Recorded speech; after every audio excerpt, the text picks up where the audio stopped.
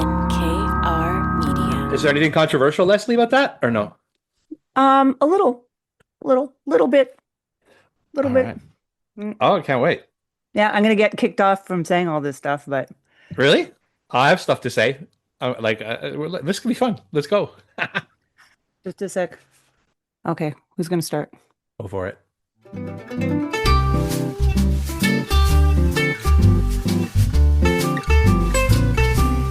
Hi, everybody, and welcome to the Salt Lick Podcast. I'm Lesley Chesterman, and I'm here with my fabulous co-host, David McMillan. Good morning, fabulous Lesley Chesterman. We have mutual compliment club here to keep our egos going. We have had a lot going on. I know David's been heavily into the winemaking, and I actually got the chance to visit him when he was at the beginning of his vendange, the harvest, and it was a lot of fun. It was great to see your whole setup. Oh, thanks. It was fun to have you. It was fun to see Jean. It was fun to have him trod on some grapes. And when I look back at that, I think it was like 14, 15 days ago, but Yeah. I've been working like 6 a.m. till basically midnight every day till yesterday in the evening. We finished with the Gewürztraminer yesterday, and I was just so happy that I went to the local grocery store and I ate a box of fondue parmesan in the car. In the Um, car. I drank half a bottle of champagne, and I had six chicken wings from St. Hubert's frozen, Mm. and I was happy because I got to watch like a TV show, and I slept very well. And this morning I can talk to you guys and like have a little bit of normalcy. I'm looking over the vineyard. It's all picked. There's still a lot of work to do, of course. We have to remove the nets that are just sitting there in the rows, and we have to, tie the vines down, and I've obviously put geotextiles in the next 2 weeks, but it's done. All the fruit is in, very high sugar contents. I'm super happy, and I think we're gonna possibly do somewhere around maybe 8,500 liters Wow. of wine, which is like shocking because I'm basically alone with an Italian guy, Right, Emerson right. Sandrine, who I could have not done this without, my vineyard manager, and my Ukrainian friends. So yeah, it's cool. I'm happy it's a wrap. Yeah, it's been a stellar year, hasn't it, for production or for growing grapes in Quebec? Well, we thought it wasn't, for at the beginning, it started off rough, and then it turned out to be a lot of fruit, and then we had some scares, with mildew pressure, yeah, as you know, but then we got through that, and then we had some scares about the drought. I thought the berries were just not getting big at all, right? And then all of a sudden, we had this like drought ending torrential rains for a couple of days, which some people would say are bad, but they really swole the berries really well without cracking. And we still watched, and the mildews didn't creep into the vineyard. And when we started removing the nets, because once you put the nets on, it's hard to see the fruit so much. Like, and you're always Mm. checking under all the rows, all the fruit. So you kind of assume that some rows are just going to be like terrible. But we kept on pulling nets, and we just like, whoa, there's so much fruit, and it's gorgeous. And as we got to the Mhm. end of the vineyard, the Chardonnay was just so sweet, and the tips of the Mm. grape clusters were having like botrytis affectations on them, and it was just like, this is so fun, this is so Mm, mm, great. mm. And I had Matthew Rorick come in from Forlorn Hope in California in the Sierra foothills, and he kind of helped out for a week, and gave me some tips. I'm not a senior winemaker at all, I'm junior beginner at best. And to have Matthew here, thank you, Matthew, to have Matthew here was you could see the size of my winery, the amount of fruit coming in, the quality of the fruit coming in. So to get to work with him for a week was just like, just eye-opening. And I got some really good processes into place. And I'm really happy with the Pinot and the Chardonnay, everything pretty much. So it's cool. That's pretty Mm. much it. Thanks for It's coming. well, it's to see it is different than talking about it. So it was great to be there. But it's funny because there are other places in the world right now that we're really struggling with this drought. Being in France, seeing at Chablis these tiny little berries and everything. And we always say Quebec. I remember listening to an ice cider maker, no, apple cider maker who was saying, "Oh, I ripped out. There's no point making wine in Quebec." And now, 20 years later, people are making nice wine in Quebec with a nice growing season. And when you talk about the amount of sugar in the grapes, like the sugar content. I was talking to Jean about this last night. We're driving somewhere. So just for people to know, it's that sugar content. Correct me if I'm wrong, David. It's that sugar content that will turn into alcohol. And that's why there's something called chaptalisation where people add sugar into the must so that to increase if you have a low sugar content, you want to increase the alcohol. How does that work? Yeah, we'd never do that here. We would just make wine with, what A nature gives lower us. alcohol? Hmm. Yeah, so yeah, chaptalisation is like, yeah, it's not natural wine. It's like it's I guess Cheating? it can. It's not cheating. It's people got to feed their families and put gas into their cars and put groceries in their table, in their fridges. So I get it. There's some areas are just the short, the fruit's not so ripe. The alcohol is like 10.5, or, that means kind of the bricks are 20, 19 to 21. So that's kind of rough. So you might want to add a little bit of sugar. You might accidentally drop some sugar in there. No, there's a ratio. Like Oh, there's, there's a yeah, ratio. yeah, Okay. there's a recipe, right? Right. Based on weight of fruit, to sugar alcohol content that you want. If your alcohol content is going to be like 10.5, when the fruit's not fermenting, you're like, maybe I might want to go get like another point to get to 11.5. I get it. But I've tasted some wonderful Pinot Noirs at 10.5%. Actually, one of the best Mm. Pinot Noirs I ever had was 10.5%. So, you can do that. But this year, yeah, in Quebec, Brix is an alcohol content. It's always a fight because the season kind of shuts down abruptly and there's no more ripening kind of thing. And we managed to get I think the last Chardonnays I was picking was almost 24 Brix, which is insane. It's like 12.8% alcohol, which is like, European golden standard, to 11.5% to 12.5% is like the sweet spot. Like California wishes they had our problem. California, if anything, makes, Chardonnays at 14% Right. and 15%. I was talking Right. with Matthew about it, and there's so many wineries in California that the only way that they can reverse engineer high alcohol Chardonnay is actually by adding water to the must, The right? opposite that of adding sugar. Yeah. Yeah, so California has to acidify Dilute. because they have Right. no acidity. So they add Right. ascorbic acid, which is vitamin C basically, to the must because, just sweet Chardonnay is not that great. Um, and um, and yeah, so this is for us pretty ideal. I don't think my Pinot is going to be very high in alcohol, like maybe 11.5, 12 maybe if I'm lucky. 12 is nice. 12 is nice, but 12 is nice. 11.5 is nice as well. 10.5, whatever. I'm happy with that. And overall, we'll see. Like everything's still kind of fermenting slowly, and we'll take some sugar readings, and I'll let you know in a couple of weeks when everything's dry, when everything stopped fermentation, when all of the sugar's been consumed by the Saccharomyces, and then we'll have a clearer idea of what wine will be what. I have another little geeky question, which I was asking Jean about in the car on our way back from visiting you, which is about yeast. So some people along the way add yeast. Some people add even yeasts that add flavor to the wine, like Beaujolais Nouveau people. And Jean said something about you have something that he saw that is like a sourdough starter. Like, what do you do about yeast? Is it just all your yeasts are natural? How does that work? Yeah, so we only use, I don't even know, like I've never used yeast. I don't know what it looks like. I have some here just in Hmm. case, like as an emergency precaution. I have like a yeast called CY3079, I believe. The yeast world is also super complex. You can buy yeast from, there's 70, if not 500 kinds of yeast.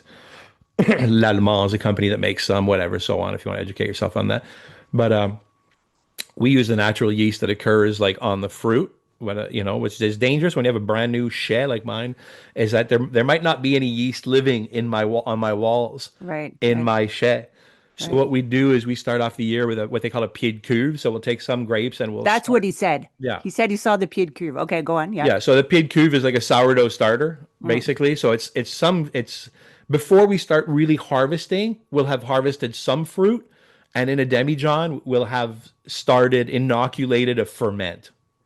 So Okay. we have some wine fermenting. That's kind of a mix of everything in the vineyard. And once it really starts rolling, bubbling, fermenting. When we pick grapes and we press them and we put them into barrel, we will take a little bit of that juice, like a liter for a barrel, and we will add the fermenting juice to the barrel, which will start the fermentation in the Right. wine. Yeah. Oh, right. So it's a lot like bread in that way. Yeah. It's fermenting is fermenting. But you could do it anyway without it, right? Like everything ferments. Ferments naturally. Yeah, exactly. Yeah. But you don't Eventually. want it to start in 2 weeks, right? You kind of Right. want to get the ferments rolling as quick as you can, right? So Right. Right. And it's interesting you're saying that the yeast has to come from the environment, whereas I would have also thought that a lot of the yeast could come from the skin of the grapes because the first sourdough starter I ever made 20 years ago, I started with organic grapes. And I made my sourdough starter from my bread with grapes from the yeast on the grapes. And back then it was impossible to find organic grapes here I had to go to Franco's on Saint Laurent. It was like one place in Montreal you could buy organic grapes.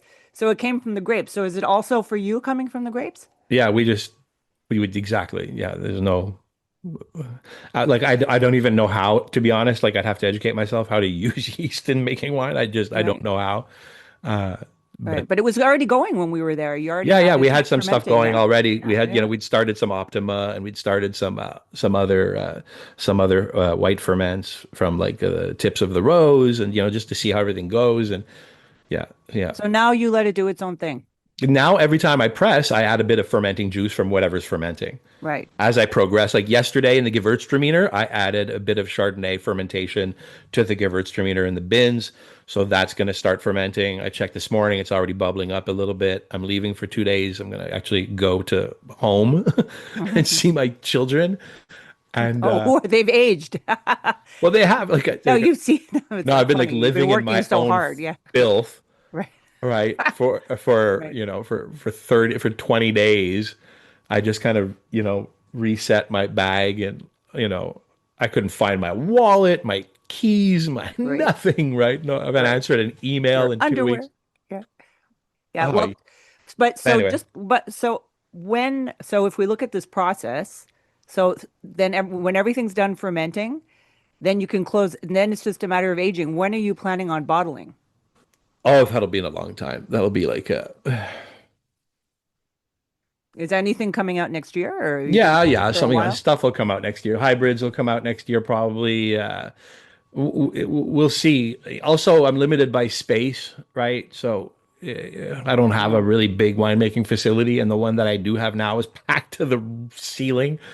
Um, so yeah, I believe wine will come out in June or July or August of next year. Yeah.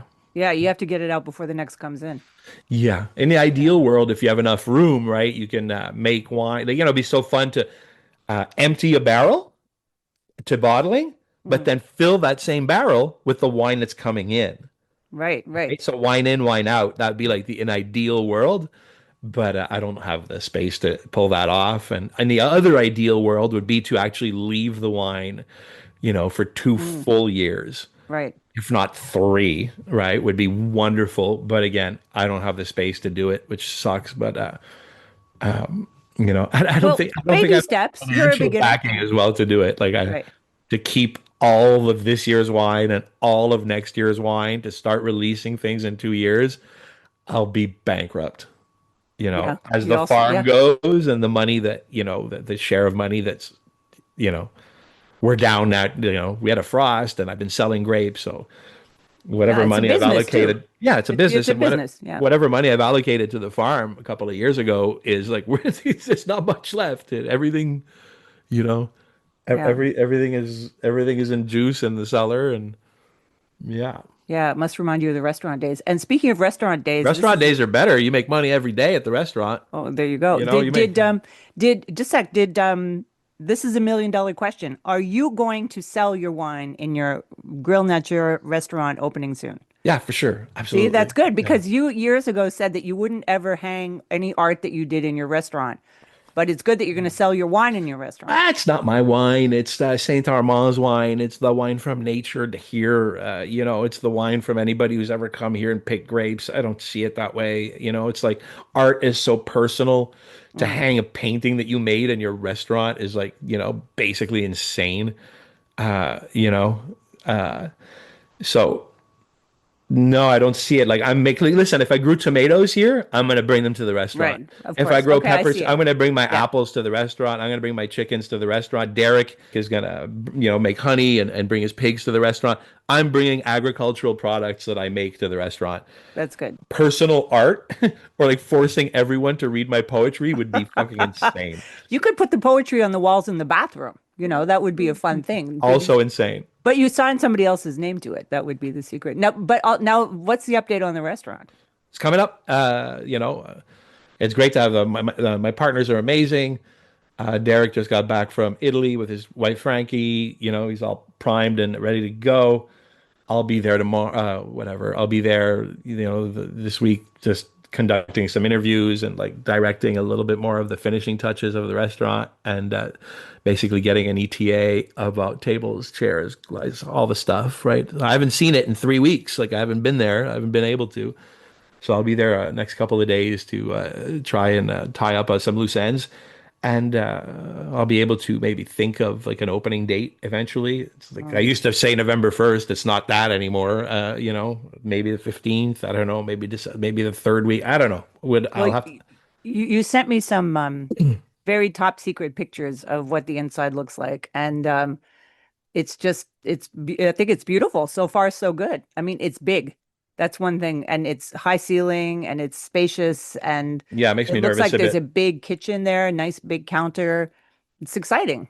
Yeah, yeah, it's good. It's neat. Like I like a big restaurant. I used to love working at Globe. It was a big room. I kind of forget all the skills. Like you can't cook in a room like that. Like you can, let's say, it's gonna be like a bit of learning, learning curves. But Derek and we've got some great applicants, just unbelievable applicants. I knew it too in my gut that being out in the West Island, I was gonna kind of reconnect with, people that left the industry of my age that have children and really want to get back into it. But they're like, Dave, I really want to get back into it, but like I can't give you downtown hours. I said, I'm going to Right. try and accommodate everybody that wants to get back into it just by, maybe two doubles a week or, like stuff like that. So,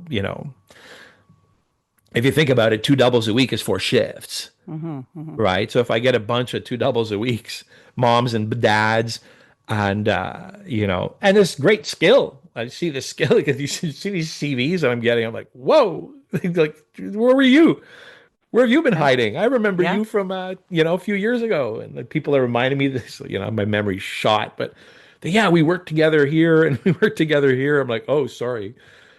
Yeah, Yeah, but and I think people who worked in the restaurant business, even if they left it, they're quite nostalgic about those great days. They're kind of maybe also forgetting that they were young and nimble and they didn't have trouble working for 12 hours. So it's yeah. good to give them fewer I'm shifts. also getting weird CVs. Like, I'm really good at baking at home, and I'm like, dude, what are you doing? I'm so sorry. My friends love I'm my gonna, cookies. Yeah. I'm gonna have to disappoint you a little bit. Yeah. The craziest thing happened to me the other day for Thanksgiving is I made a pumpkin pie because I had a pumpkin sitting. Somebody brought me a pumpkin and I'm like, oh, forget it. I'm not going to use the canned stuff. I'm actually going to roast the pumpkin and whatever. And I'm like, this is the best pumpkin pie ever made. And I'm starting to think that we all know this who people who do cooking, but I'm really thinking everything you make that's homemade, like chicken stock, 100%. even things like granola, and we take all these shortcuts. I totally understand. I mean, I grew up with Kraft salad dressing, no problem with my mom, but everything that you kind of make yourself is that much better. So I've decided I'm going to make more of an effort in the kitchen to try to stop cutting corners. I mean, that sounds so nerdy, but it is Yeah. just so much better. And that pumpkin pie, I'm like, that canned pumpkin is gnarly. It's really strong tasting. It tastes, and if you make a pumpkin pie with really good sugar pumpkin, it almost tastes like a sugar pie. It's really, really, it's beautiful. It's not that strong taste. So yeah, not that I think the Pioneer Woman is not using, but it's funny. I like the trad wife thing, and I'm watching them the other day, and here I am. saying, "Oh, everything's better homemade." And this ballerina farm girl, she's making a soup with all the stuff she grows, and then she takes this container of store-bought chicken stock and pours it in. I'm like, "No, you can't. It's all or nothing." But So yeah, I just don't like the idea of these trad wives are actually making a fortune. So as much as they're saying they're good Christian women who wait for their husbands to come home and they I give think a them a lot of it is horse massage, shit, right? I It's think just it's a a lot lot of of it is it is parody. horseshit. Yeah, it's a But business. I think that I wanted to bring this up as well. Montreal did very well on the top 50. What Canada, like what is it, Yeah, North America's top 50? yeah, I yeah, hope that the chefs realize that you were the chair of the Eastern Seaboard, or what is it? yeah. Eastern Canada. Yeah, yeah, yeah. Eastern So Canada chair. And I yeah. think that you did, I'm going to say this, I think you threw the vote. I think you Well, probably worked harder than the other chairs, yeah. I would think and I you got a did. lot of people to vote, and it was very noticeable. And I think that the Montreal chefs should fucking send you flowers. Ah, but I think a lot of things about that 50 best situation. I've had a little bit of a revelation since, because there I was in Vegas, thrilled to see Montreal restaurants do really well. Yeah. But David, you know what hit me the most is that I think the Montreal restaurants were the only ones on that list that didn't have a big marketing team behind them.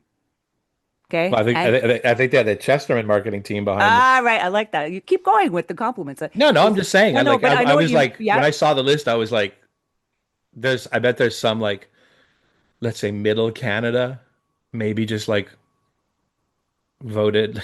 You could like phone this in because so many of these judges are just thrilled to be asked. Hmm. And then are you really gonna put 80 hours into getting the maximum people in your area to vote and prove that they went to the restaurants? You Yeah, see, because there was a lot of paperwork, right? yeah, You asked yeah. me to vote, I didn't because I said I only ate at Barnacle Billy's last year, and Did not make the list. Did yeah, not make the you list. see. So I would like, in all honesty, I was like, I haven't been to any restaurant that is, worthy of the list, let's say. I make an effort at not eating in restaurants. Anyway, But but I there's could tell another, that yeah. maybe you did your homework, and I believe that you pushed a lot of, your, I don't know what your email list is, but anybody who was a judge on your list, No, I made sure I got people who knew their stuff, and I didn't ask any of my personal friends. I asked really people, I asked people, there's another thing too. I asked people who would respect our region first and foremost, instead of people who would maybe vote for one restaurant from our region and then like five from New York and two from San Francisco. I also wanted people who had dined out here. I didn't need gourmets who had been to Per Se 5 times. You see what I mean? So I was looking more for people who would understand that things are pretty good here. And so that is a big problem with a lot of foodie people is they kind of have this self-hatred of Quebec and they think it's better everywhere else. So I was kind of looking for people who thought it would be, who knew the value of our restaurants here. But another thing also, besides the fact that our restaurants on that list have no, and when I talk about big marketing companies, I'm talking about people who will fly judges out to their restaurant, put them up in a hotel, and wine and dine them. Oh, listen, it's well known, Rene Redzepi and his marketing team used to fly out basically. We used to see it. Remember, we used to see it live. You used to see, I won't name them, although I could name 15 right off, like Right, easily off the top of my head. But it was always funny that like the top five foodies from Quebec and the top two foodies from Toronto and like the top eight foodies from Manhattan, and like they would fly everyone to Copenhagen, feed them, have lunches for them, have garden tours for them, and you'd see like basically the whole food industry get flown out to Copenhagen. but the thing is, I think that's become the norm. If I was, and actually Eric Repair on a panel while we were there said, one of the questions was to him because he was on a panel about, being a chef today. And he said, somebody said, what's a good way to get noticed? And his last comment that he made was, make sure you have a good marketing team behind you.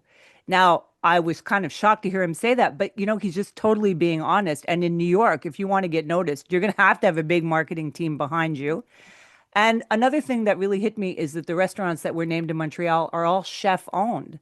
And I spoke to the woman who represented New York City, and she said, Leslie, in New York City, there's no such thing as a chef owned restaurant anymore. They can't afford the rents, Yeah. you know? Well, So Riyadh and Lee Hansen, those guys are chef owned, but I'm sure they have partners and financial with deep pockets. Yeah. yeah, they were number 10 on the list. They were there. They were very happy. They were very supportive of the Montreal chefs, big time. And no, it was a great event for that Montreal chef, that Montreal situation. I just have a lot of questions now about lists. Nobody on the Michelin list ended up on the world's 50 best list besides Tanière Trois. The lists, like there are all these lists going around right now. And at first I'm like, it must be so confusing for chefs. And then I thought, no, it's actually a lot of opportunity for chefs because they can say, if I'm not a Michelin style restaurant, maybe I'll end up on this list. And it does help them get bums in the seats. So in the long run, that's a good thing. I just sometimes saw some restaurants on the list, actually not from Montreal, but elsewhere, and I'm like, why the hell is that restaurant on the list? Or, it's always the ranking of these lists. What's number one? What's number two? What's number three? Is it that different from what's number 37? You know what I mean? I was happy for these Atomics because, I've never eaten there. I don't even know who these people are.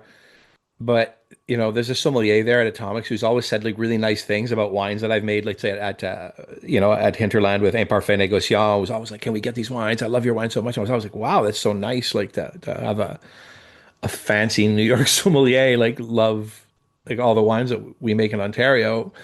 And he's very excited about this project. And when we wrote the book, when we had the book launch in Brooklyn, like I met like I was like, who are these people? Who are these like these wonderful Korean people?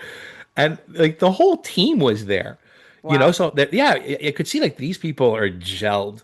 They said tonight there's the book launch. We're all going. All of you go say something nice to David. I felt like this was like almost premeditated. I feel like all these people are like too nice, but they're all really sweet. They all bought a book. They all had questions. They're all super interested. And like, so I've been watching them for years. And number one, I'm fascinated with their food. And then I'm also fascinated with, I don't know, it's like this weird kindness in marketing. Is it authentic? Is it not Mm. authentic? I believe it to be authentic. But they've given me, who's nothing to them, so much love. So I was very happy for them as well, just He, because, the chef gave the best speech about how much he loved his wife and how important she was to him. God, That's the speech he gave when he got the award. It was great. But speaking of sommelier, I want to mention something, which is the person who got the best sommelier in North America award was Vanya Filipovic. Now, for people who don't know, I'm sure everybody knows, Vanya started with you at Joe Beef. Do you oh, remember No, Vanya is, uh, you know, she Vanya did is one of start with those, you? yeah, for sure. But no, Vanya is a woman of her own making. Vanya is the daughter of a chef and a maitre d', right? Vanya was washed as a baby in a pot sink in the back of a restaurant.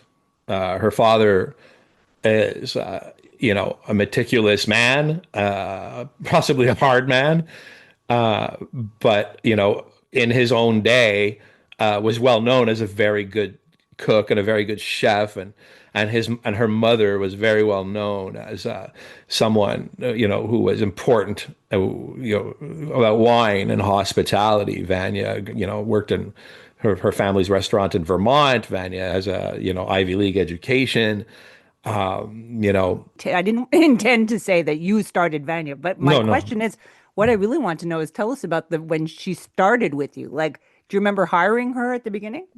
I remember working with her, and she was a top waitress, amazing waitress, always a Did you team start at player. Joe Beef or would you I start at worked with Glow? her. I think Rosalie was the first time I Oh, worked with okay. her. Yeah, and we worked at Rosalie, and then when we moved to Joe Beef operation, she was basically, I'd have to say partner since day one. She wasn't, she was only my partner at Vin Papillon, later on at Monopin, but no, she was like always there.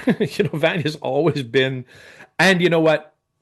Vanya deserves everything that she gets. You know, she worked hard. You know, when we opened Joe Beef back in those days, it was a very different wine scene, right? People were still drinking Absolutely. Cabernet Sauvignon, and there was still Penfolds. demand for Yeah. sure and things like that. You know, and then I think we both fell into like natural wine at the same time, and we both kind of discovered it at the same time. But I was always a chef, and I'd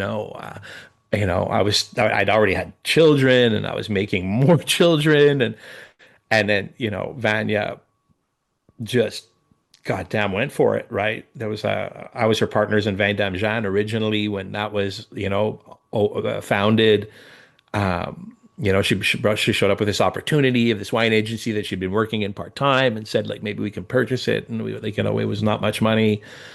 So, we did that, but, she ran that, and then she still runs it today with other partners. And but she's been incessant. Like, come on, like that work ethic that she has. Like, she in France like every 2 weeks. Mm-mm. She's tasted everywhere. Everything, She knows everywhere and everyone. everything. Like, Yep. if you wanted to compete with Vanya today, Get going. no, but it's Get like you busy. get busy, like, or you'd sooner get a medical degree Mm, with the amount of time and travel. And like, don't forget, she hustles the dining room when she's not around. This is right, like number right, fucking best sommelier in North America right now. right, right. There's such an emphasis now on these wine courses, on Master of Wine, Master Sommelier, all these competitions they're doing, and yet, Vanyard hasn't done any of these. But she And gets she's it. just been working, and you're right. It's interesting, and it's also, Vanya wants to put the best bottle of wine in yeah, her cellar that she's excited about at any price point in front of the guest. right. So in theory, she's a true wine educator. She doesn't go into long-winded stories. She never has, and never bored people in the restaurant. Was very, loved to bring four bottles to the table, two more expensive than you wanted to pay, and two less expensive than Right. you wanted to pay. So it evens out. Yeah, no, but which is a mensch Yeah. thing to do. Said, listen, you want to spend $60 on a wine? I got this $75 one, this $80 one. I also have this $55 bottle of wine and this $50 wine that I think you're gonna Mm, love because I love it so much. I'm very excited about it. Like, I've seen Vanya downsell wines. right, People want to right, spend $100. She goes, this $80 bottle of wine kills that one, right? right. So that wine educator in her. Again, she's a terrifying beast, right? It's like her work ethic is forget about it. I think there's something also that's hit me as I've gotten older, which is we don't have enough respect for experience in this industry. We're always going towards youth all the time, probably in every industry. And I think there's a lot to be said for experience. I'm not saying that it's not the 80-year-old sommelier, it's not even that, but these jobs are not jobs, being a chef, a sommelier, even a really good waiter. This doesn't happen overnight. What you're saying is she's tasted a lot, especially with the wine people. There's so much effing wine out there to taste, to experience, winemakers to meet. One of her best lines of all time is like, "I only want to drink wines that come from beautiful gardens." Mm, And that's very intelligent if you think about it, because yep. when you're standing in a vineyard, you're like, "Nah, this is weird. It's too perfect. It's too clean. It feels like modern agriculture. There's no fruit trees. This feels like a real monoculture. This feels like these Mm, people have too a much business. money. Yeah. This doesn't feel like a family farm winery with an emphasis on a beautiful garden and beautiful, holistic agriculture and birds and sunflowers and apple trees and bees and low impact on the earth and all of these things. So, I think that makes a big impression on her as well. If she's like motivated by the place and the beauty of the vineyard, and I sent her a message. I was very proud of her. That said, and I think even Vanya would agree with this, there are a lot of really there. I think of something like Veronique Dahl at Foxy. I think of there are some really passionate sommeliers in the city, and I don't like to use that word lightly, but I think wine needs passionate people these days because wine is being vilified right and left in every second article I see is that wine's giving you cancer. Da, da. They're turning wine into cigarettes and they're getting rid of all of the beautiful cultural, I can't imagine life without wine, honestly. you Like it know, would just be like a just like it'd be like a this like long prison sentence. so agreed. I agree with you What totally. is my life to, you know, but to sit across the table from my wife with my children and have, of course, I used to drink excessively. I drink very normally today. But I choose my fights, and for me to have wine with my wife is one of my greatest joys of my life. It's this privilege that I've worked towards, and this permission that I've given myself, and it's everything for me, Yep. cooking and eating with my family. And I think also what you said about with Van, you're talking about these vineyards that are like gardens. Having visited many vineyards with Jean over the years, I was counting these great winemakers. Just going to somebody like Andre Ostertag's vineyard, and you sit there and you're saying, how can anybody see the work that's being done by this man as anything but magical?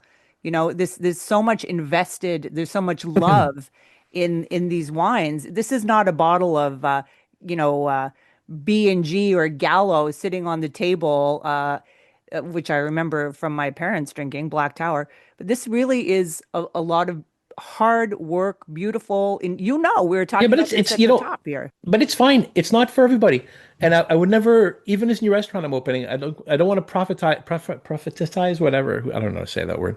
But like if you're not into that, I don't care. If you love beer, love beer. Oh, If you love absolutely. Gallo, love Gallo. But some of us romantics are like still like I'd love to eat a squab with a pear from the garden and have like, some of us it means a lot to, have farm eggs, and some of us it means a lot to eat wild meat and wild fish.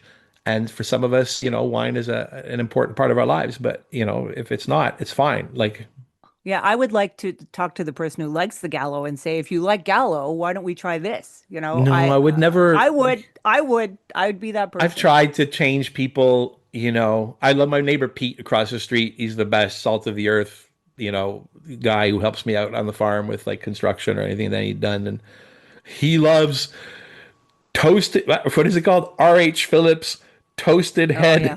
Right, right. I don't even know what wine that is, but it's a Cabernet, I believe. And I believe it's very sweet and very oaky, but he just loves it. And I've tried to give him bottles of wine over the years, try this Pinot, he might like it, try this. And he just hates it. He just loves his R.H. Phillips. And right now he can't get it. And he's very sad. Hmm. And, uh, and that's that, Yeah. Yeah, the wine industry is in a tough spot. It's a tough spot. It's really difficult in America. My friend Matthew is here, and he goes like it's not even it's worse than what you think. Yeah. He goes, there's Yeah. bulldozers in Napa Valley tearing out vineyards because the land is worth more Mm. without a vineyard on it, right? Right. Because people like it's nuts, right? Yeah. And Yeah. wine has been vilified. Yeah. And the kids don't love it. They love No, cocktails and they they like love cocktails. sobriety Yep. and they love their weed vapes Yeah. and stuff like that. And I get it. And also wine has priced itself into a corner a little bit. I think the Mm. SAQ has been doing some good work in the last couple of weeks. I've been looking at the les nouveaux arrivages de Cellier. And I like that the SAQ is quick to react to the market a little bit because like things were getting out of whack there a little bit. Like the Cellier releases would be like 55, $70, $80, $90, $110, $65, $45. And I was even myself, I was like, this is getting to be a really elitist, expensive hobby, you know? Yes. Yes. It's Absolutely. like fuck. When I found myself like eating more chicken legs and eating more like, beef from the rump, just because I couldn't fathom eating sirloin steaks at 45 bucks and filet mignons that are 50 bucks. And I was like, this is stupid. This is too expensive to pay for this food, right? I'm going to start cooking Chicken legs. pork Mm. scallopini, chicken Yeah. legs. I can I can make pork scallopini really delicious and it's Mm. free almost. So as I found myself cooking food that was, more affordable, I was also these fucking wines. Mm. Like I was like, I paid 60 bucks for this. It sucks. And I was like, you know what? I'm gonna hit the books again. I'm gonna start reading a little bit more and looking at maybe at the old agencies that aren't so hot. And in my head, because I'm out of the game for a little bit, I think when I left the business, you could still buy Chablis for $28. So, 5 years later, I've been working on the wine list a little bit for the new restaurant, and I'm like, oh yeah, Chablis, like they're all $50. Yep. I go, how did they get 100% more expensive Yep. in 4 years? How did I leave the wine bit like that? How did I leave the restaurant industry and like junk, like junk Chablis is $48, Yep. right? And the good Chablis are forget it. Like, not even Lieu D. Like Chablis from a great producer is like $100, Yep. 80 to $120. I'm like, that's Yeah. nuts. Even in Chablis, by the way, where I Yeah. just was this summer, it's not cheaper there. So, I was like, let's see it. And then I started watching the SAQ kind of. I knew my agent friends were like, oh my God, the SAQ is killing us. They only want us to submit like, low euro, ex cellar wines. That means low euro ex cellar is what the wines leave the property for in Europe and Italy and wherever wine is made. Because the SAQ kind of turned the ship around in the ocean real quick and said, market's changing. We better get back on the lower priced wines. And I was happy to see that there was a lot of offerings on the if you go on the SAQ website, for those of you that don't know, every week there's like a Thursday release, or it releases at midnight, of the new products, right? I think it's Nouveau Produit and Cellier or something like that. It's on the website. You'll find it. It's easy to find. And that was getting out of hand a little bit 2 years ago. Like, it was all super expensive wine all the time.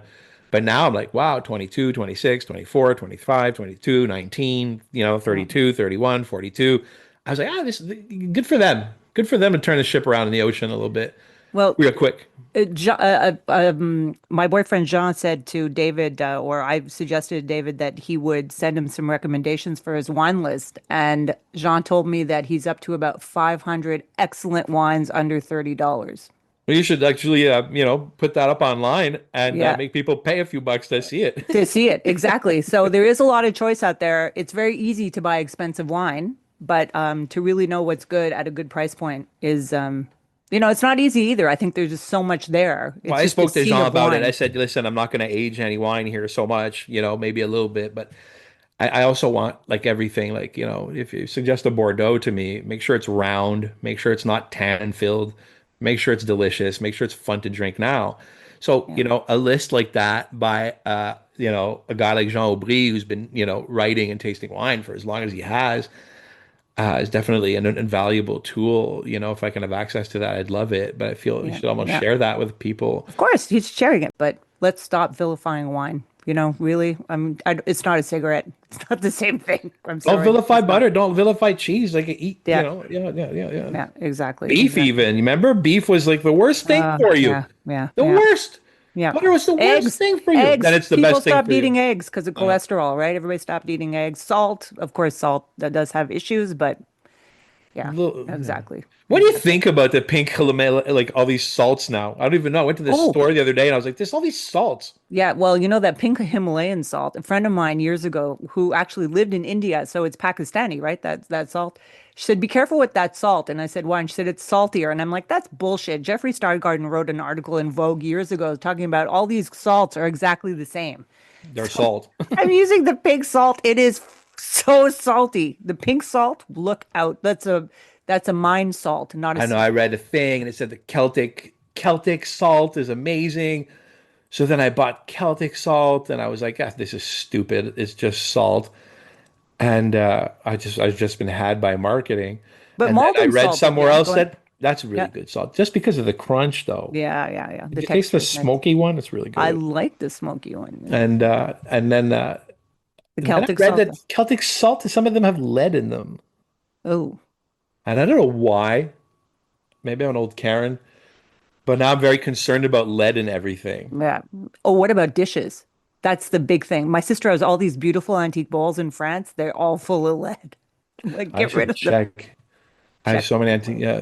Yeah, check the plates. Check the plates. Anyway, we do have a great podcast coming up with Naomi and all of us talking about cookbooks. So enjoy. Hope you have a great listen, guys. Thanks.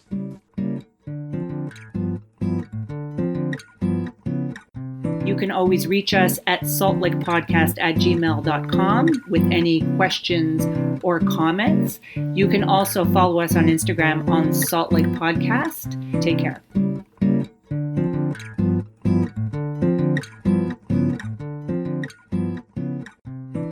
Salt Lake is supported by TNKR Media, our podcasting team. As we get organized and look to the future, finding a media partner that understands us and lets us be true to ourselves is important. Dan and his team at TNKR Media specialize in media projects for experts. Podcasts like this one, but also business writing plans, public relations consulting and coaching, and even public affairs campaigns for Canadians wanting to turn their words into action. Discover how TNKR Media can help experts and their organizations communicate through smart, compelling content. For more, visit tnkr.ca. TNKR Media. Make your own news.